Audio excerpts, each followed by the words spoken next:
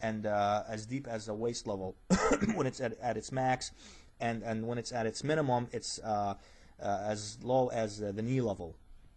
So it's between the knee and the waist level as far as depth, and 6 arms wide.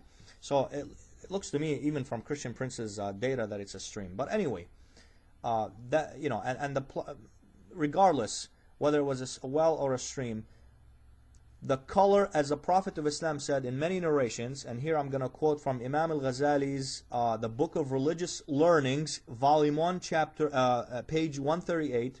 It says, Allah's Messenger said, "Nothing can make water impure unless it alters the water's smell, taste, or color." Nothing can make water impure unless it alters the water's smell, taste, or color. So, given all these facts about the Prophet's sayings and the characteristics and the reality of the well, suppose that it was a well, okay, and if it were, even if we take the worst case scenario and we say that it was 6 arms wide and 6 arms long, okay, it was a square, although the length is not mentioned again, but I'm gonna assume that it's 6 arms wide and the same for the length.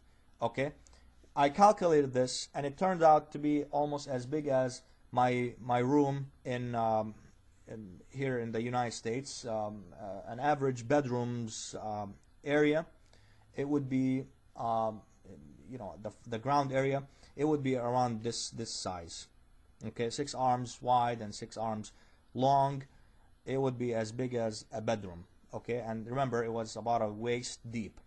Okay, well, if the person takes a sip from that water, and that water and the water did not taste different, did not smell different, and did not look different. Okay, nothing was altered from it. This is according to the Imam al-Ghazali's Book of Religious Learnings, Volume 1, page 138, and also according to Al-Tahawi and Al-Waqidi, and also Ma'alim al-Sunan in chapter 1, narration number 37, where it was a stream of water, and the water's quality was never altered. The quality, quote, the quality of water was never affected or altered, end quote.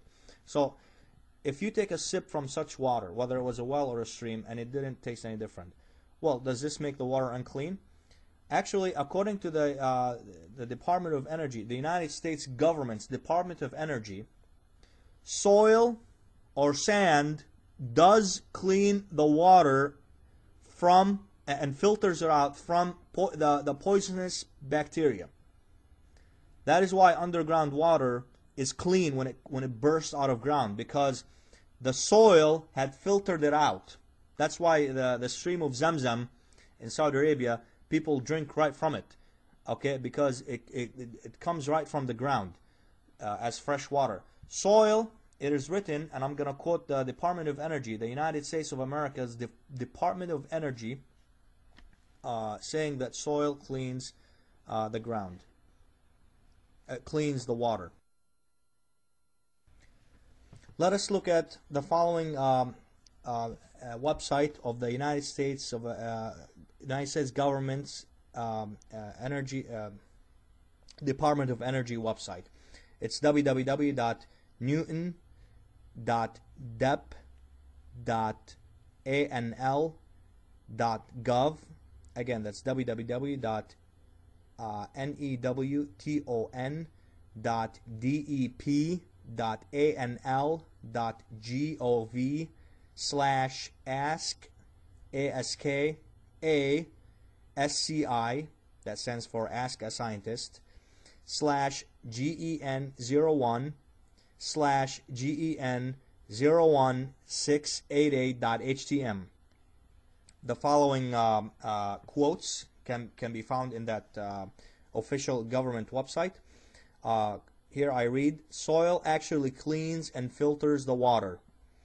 Another quote where it says, "Moreover, these layers simulate exactly the layers found in soil and shows how the layers work to remove successive sizes of impurities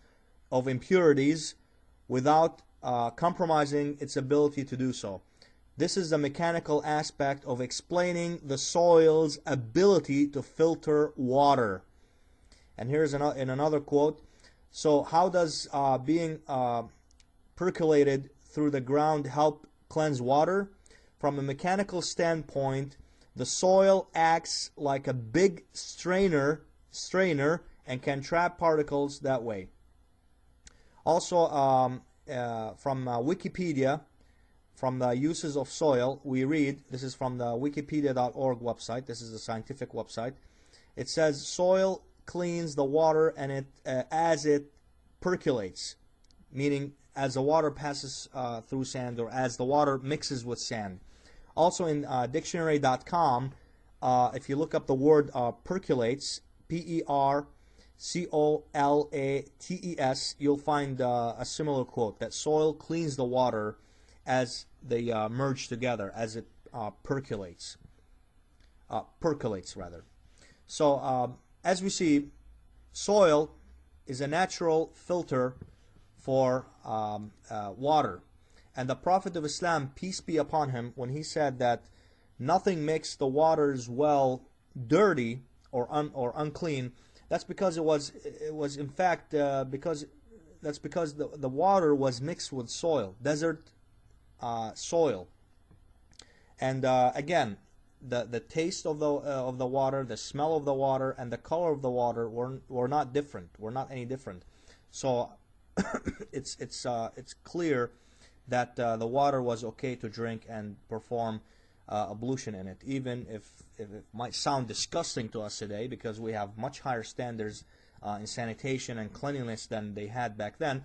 But that's, again, we have to keep in mind that we're dealing with unforgiving desert here, unforgiving desert, and with scarce water, water that is not always readily available, and not always clean. So people there had to really rely on some heavy surviving.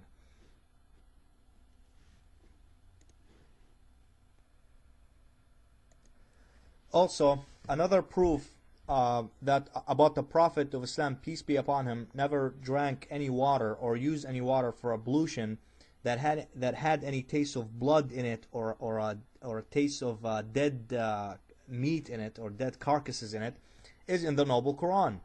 Allah Almighty said in Noble Verse chapter 5 verse 3, it's a long Noble Verse, I'm just going to read the first part of it, this brief part of it. Forbidden to you are dead meat, blood, and etc., etc., etc., and other things. So again, forbidden to you are dead meat and blood. This is according to Noble Verse chapter 5 verse 3. So obviously, if the Prophet of Islam, peace be upon him, drank water that had a taste of blood in it, women's periods, as ChristanPrince's source says, women's blood was thrown in that water, and if that water had any taste of blood in it, or any taste of dead flesh in it, then this would have been forbidden upon the Prophet, according to Noble Verse chapter 5 verse 3.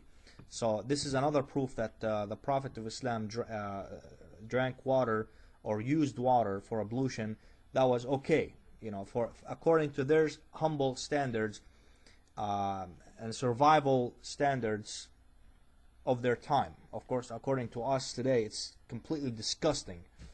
We can't judge them based on our standards today. Now, in regards to ChristanPrince's point about the Prophet of Islam, peace be upon him, had lice on him, and that he was suffering from uncleanliness, I encourage everybody to visit my my website and read this article about body smell and breath and body cleanliness in the Noble Quran. It's at www.answering-christianity.com/bad_smell.htm. Again, www.answering-christianity.com/bad_smell.htm. I'm